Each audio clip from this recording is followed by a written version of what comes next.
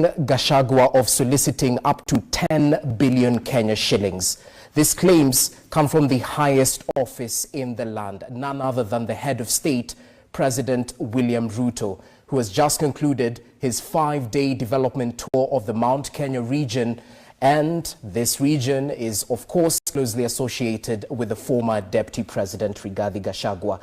Just to clear the air on this interview is at the request of the former Deputy President. So, Your Excellency, thank you for your time. Looking forward to a truthful and fruitful discussion. Thank you. Welcome, Rogers, and thank you for creating time to come and talk to me so that the people of Kenya can benefit from my reply to the very ridiculous claims made by President William Ruto in Sagana State Lodge next to my house and at the foot of Mount Kenya, on the edge of Hobe Forest. And I was under a lot of pressure from supporters and people who listened to him to respond immediately. And I just tweeted that pathological lying is a mental disorder. It's very sad that I have to spend time to respond to these very ridiculous accusations by the president. The president went to the mountain for a political tour. It's not a development tour the way you call it, because there's nothing he did. And if you go through wherever he went, he was just having rallies,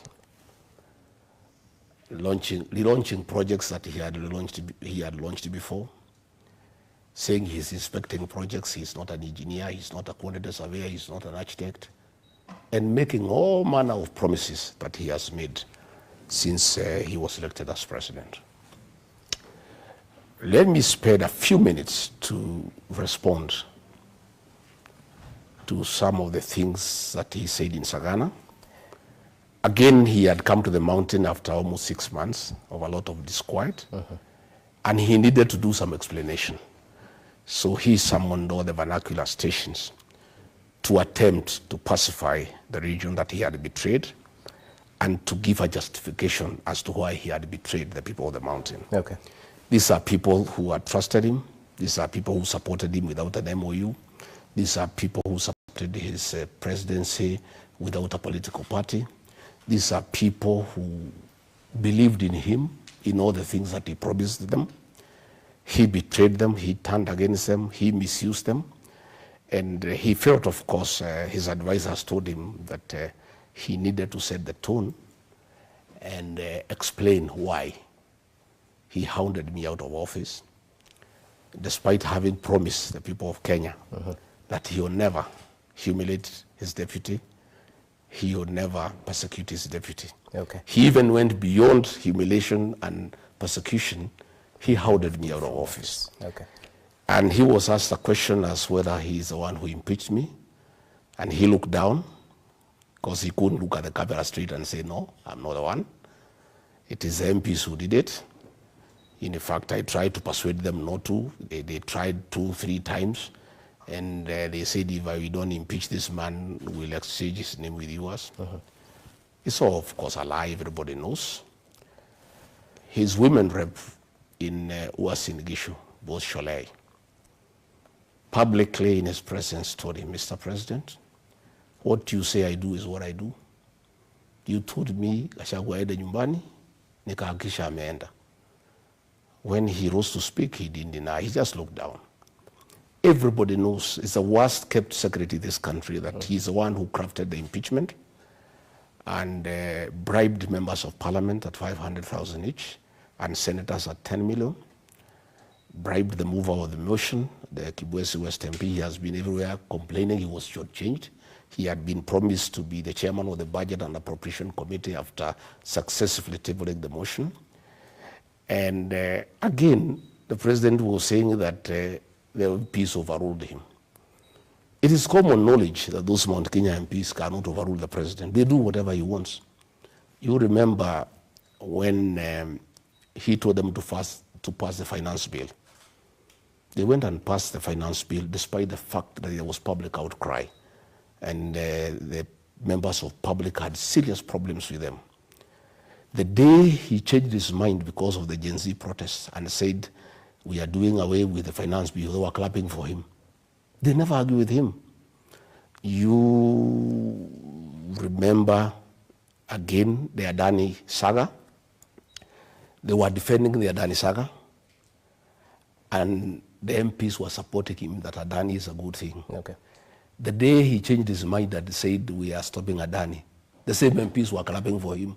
So it is very hypocritical and dishonest for President William Ruto to claim that MPs disobeyed him.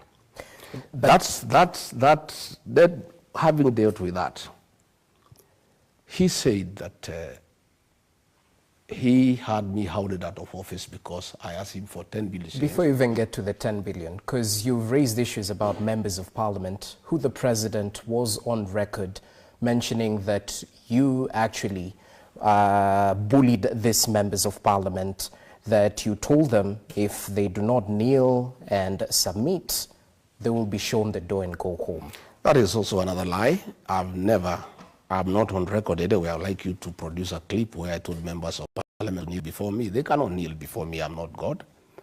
What I told the members of parliament, and it's true today as it was then, to listen to the ground and stop following President William Ruto blindly against the wishes of the people.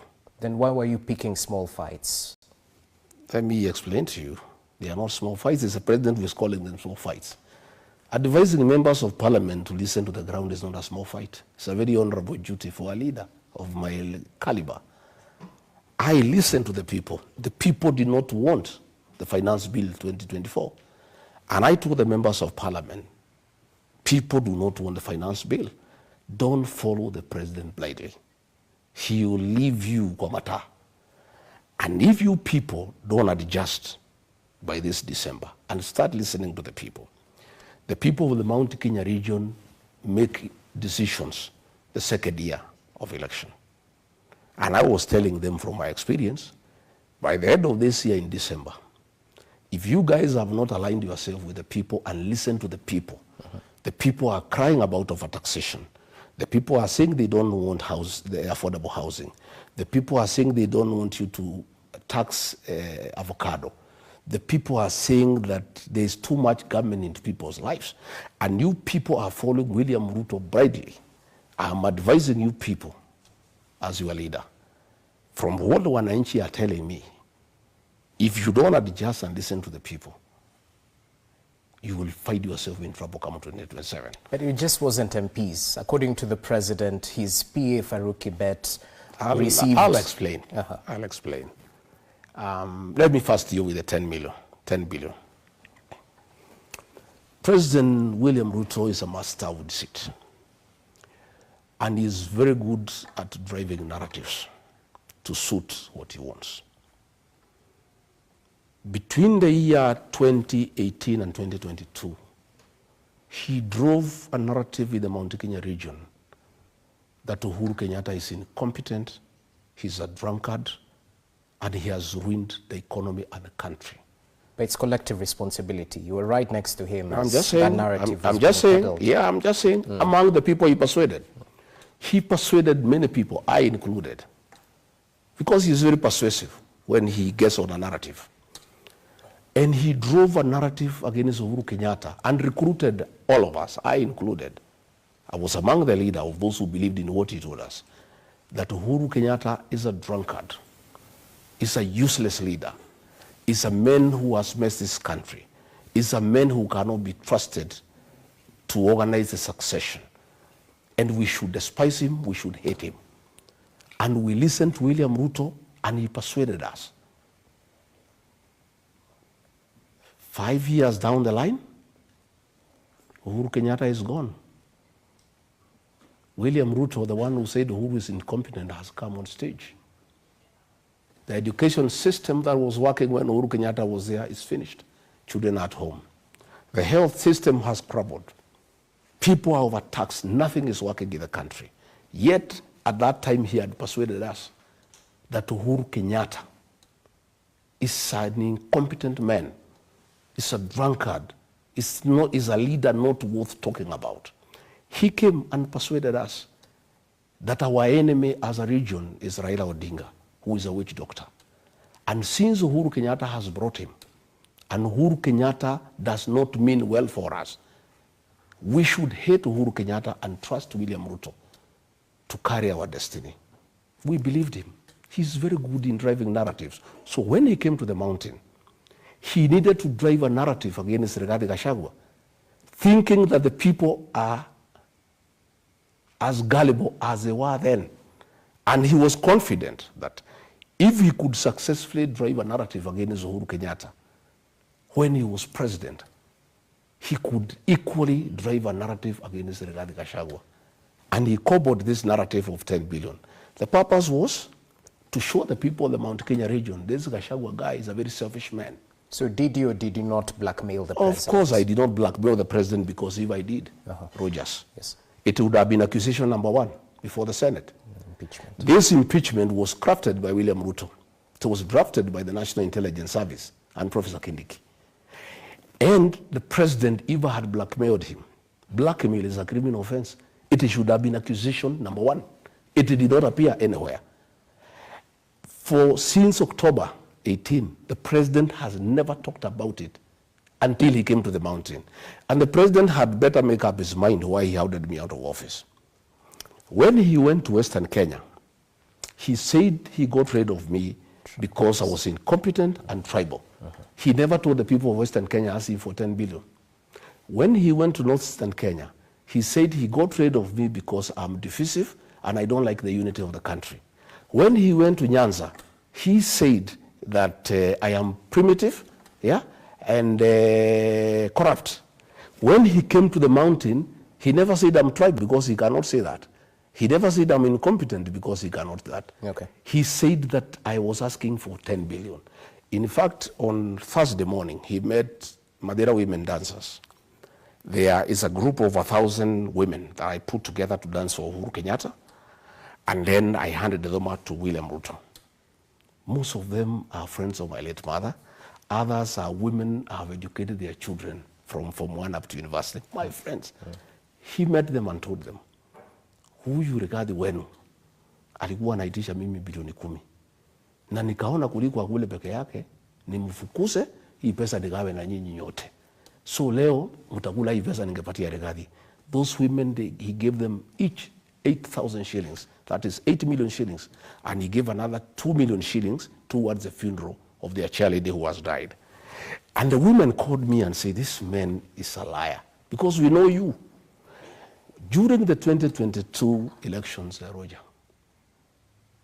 William Ruto picked me as running mate because of my mobilization skills and my capacity to mobilize resources. Everybody knows I'm not a poor man. I was in a lot of trouble with the fourth administration because of funding William Ruto. The fourth administration froze my accounts so that I stopped funding William Ruto. The fourth administration blocked all my businesses so that I stopped giving money to William Ruto. I put serious money into his campaign. I am not the kind of man to go asking William Ruto to give me any money. In any case, let me ask you a question. William Ruto should make up his mind how much money I'm supposed to have asked. His chief propagandist, Dennis Itumbi, wrote, and it's there, I have a copy, I will give it to you. I remember, yes. That I'm asking for 6.5 billion. Okay? Sure. His Mr. Fix-It, Kimani Ichung'wa, went to Europe in an interview and said, I'm asking for 8 billion. William Ruto says, I'm asking for 10 billion. Between his Mr. Fix-It and his chief propagandist and William Ruto, can't they sit down and agree the figure that Rigathi Gachagua is supposed to have asked for? So I want to explain to you that there is nothing like that. It was just a narrative he wanted to bring to the mountain because he needed to explain to them. Because he committed himself that he would never humiliate his deputy. He went beyond got rid of me. He needed something to tell the people of the mountain. But of course, everybody knows it's a lie, because if that was true, it should have come in the impeachment. Again, let me tell you, Rogers. But I have to ask you, because you're equally on record in public mentioning that President William Ruto offered you 2 billion Kenya shillings to resign ahead of the impeachment in October. Yes. So isn't that a counter-narrative? No. I talked before. He talked the other day. Okay. I have not talked after he has talked. So your claims are true? I said he talked to me. He sent a very senior officer in government. Well, he called me myself when we disagreed and said, I cannot work with you. I would like you to resign. And if you don't, I'll impeach you. And later on in the interview, I'll tell you why we disagreed. And he said, instead of you going home empty-handed, and since you assisted me, I would like you to go with your retirement package, and I can get you some money to get you started off, like 1.5, 2 billion. I told him to go to hell. I'm not interested. I'm priceless. And that kind of money, you know I have. You know how much I funded your campaign. I am not a man to be given 2 billion shillings. You know what kind of money I am into. And therefore, I said, fine. He sent a very senior officer to come and see me. On Thursday, when the National Assembly resolved that I should be impeached by going to the Senate, that Friday morning, he sent a very senior officer to come and see me. And he gave me his terms. And again, it's my ethics because I don't record people. I recorded that conversation, giving me that offer from the president. I have that record, okay? So the senior official was speaking for the president? Yeah, he sent me the following day. But you know the burden of proof lies with the accuser. We need to see this. No problem, okay. No problem. The following day, he told the officer I should go and have a discussion with him. And I refused to go to State House. He suggested I go to his hotel, the Western Hotel. I refused. And we met somewhere along State House Road in one of the safe houses run by the National Intelligence Service. And between me, that officer, and myself, we had a discussion with the president. Again, I recorded that conversation for posterity because I know William Ruto. I put it on record. Again, he gave me that offer. I told him I'll think about it. I didn't want to have a fight with him because it was not necessary. That officer persuaded me that I should listen to the president. And because he's a man from home, he said, it doesn't matter, whatever it is, just listen to what he has to say. Who is this officer? No, I don't want to. For the sake of our public, you call for an interview, you have to. Let me explain. So I said, no, I declined. The day I went to the Senate, the first day, that officer again was dispatched by the president. And I refused to see him, but after consultation with my counsels, I agreed to see him. Again, he brought me another offer. I recorded it. I am very conflicted. That officer is an innocent man. He's an emissary of the president. He is in service. If I expose him now, he will lose his job. He will be in very difficult circumstances. So on discussion with my family and lawyers, we have agreed that when he retires, and it's not very long from now, we'll be able to release that information. And I've done that because I know his family, and I don't want to jeopardize his position. And because he did not come on his free will, he serves the president, and he cannot be able to argue with him. I'll have that information. It is ready, it's well stored, and I would like to tell these people not to try to come and read here to get it. It's not here. I've stored it nicely with somewhere, and it's in good position. Allow me to reel you in, because you're a truthful man, as you say. At the end of the day, if you're giving us allegations, you have to substantiate. I don't understand. I have told you, because when the president went to that interview, he was asked to substantiate. He refused to substantiate. I have done a lot of substantiation. I've explained to you why I don't want to receive the information now. But I will release the information because it's for public information, so that between me and the president, the people can know who is right and who is not right, and who is lying to the people of Kenya. You know what your critics are saying? Yeah. Since you heavily funded the presidential campaigns in the Mount Kenya region, that you're asking of this 10 billion, or is it 6.5 billion, whichever the figure, was simply a way of returning your investment. You well know how politics in Kenya I don't is think so transactional. because when I was fighting the president, there was no issue. If I needed my money back from him or whatever it is, we'll discuss. I have not asked the president to refund me any money. I'm a leader. That was an investment in the presidential campaign. He was president, I was running it. I too had a responsibility, to spend money on the campaign. And that's why I'm saying I'm not the kind of person to ask him for money. And he knows that, because I'm an astute businessman who have worked for many years and made my own money. And I was in the campaign on my own violation. The president did not force me to be the campaign. I spent my money because I thought it's the right thing to do. I mobilized resources from friends, and I did not ask him. And if I had asked him, he should have said then. He cannot say now, 6 months after. He would have called a meeting of UDA, the PG, put me to task and say, Rigiji here is asking me for this. He would have called some elders, some church people. He never did any of those things, because that is how you do those things. Okay. But myself, when he offered me an offer to resign, I talked about it. I did not waste time. I talked about it because that is a situation. But it's still a narrative. We'd like to substantiate this claim, sir. I have told you what I need to tell you. And the long and short of it all is that the president wanted to create a narrative with the mountain. And you see, these mountain people are looking at him very closely, because the things he said about me are not the things he is saying today. Okay? When he said I should be his running mate in Karen on May 15th, he had this to say. There were so many other instruments. I looked at many things. I looked at what was required of a deputy president. In the end, we all settled as a team on Gachagua, because he's an astute debater, a fantastic grassroots mobilizer, a disciplined and tireless political operative, a successful elected politician and businessman, a principled politician of tremendous resilience and fearless fighter for the right cause, an indefatigable champion. Gachagua is a self-made man, a politician of repute, and a public servant whose sole goal is to help others. Gachagua is a very passionate leader, a people's person. He speaks about the ordinary people and is concerned about matters to do with farmers. What I like about him is his passion for people issues.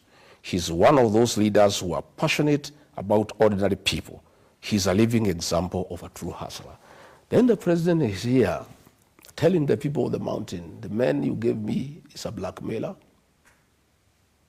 He goes to Western, he says man is a tribalist. He goes to Nyanza, he says this man is a primitive. Give me a break. You are talking to the same people. These same people are the ones he talked to when he wanted my services, when he wanted me to mobilize the mountain people, when he wanted to take advantage of my oratory skills to mobilize votes for him, when he wanted me to articulate people-based issues.